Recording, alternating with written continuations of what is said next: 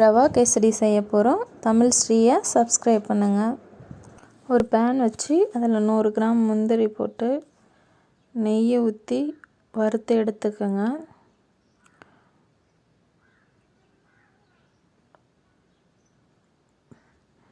முந்திரி எடுத்துட்டு அதே பாத்திரத்தில் ரவையும் நெய் சேர்த்து வறுத்துக்குங்க. கருகாமல் வறுத்து எடுத்துக்குங்க.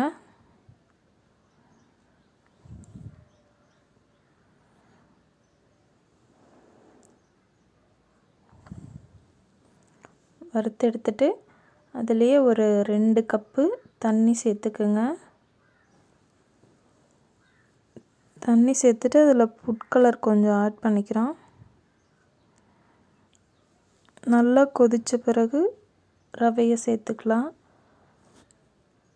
ஸ்டவ்வை மீடியமாகவே வச்சு அடிப்பிடிக்காமல் கிளறிக்கிங்க. தண்ணியெலாம் சுண்டின பிறகு சர்க்கரை போட்டு நல்லா கிளறிக்கிங்க. அப்புறம் முந்திரி சேர்த்துக்குங்க. அவ்வளோதான். இந்த வீடியோ பிடிச்சிருந்தா ஷேர் பண்ணுங்கள், லைக் பண்ணுங்கள், சப்ஸ்கிரைப் பண்ணுங்கள்.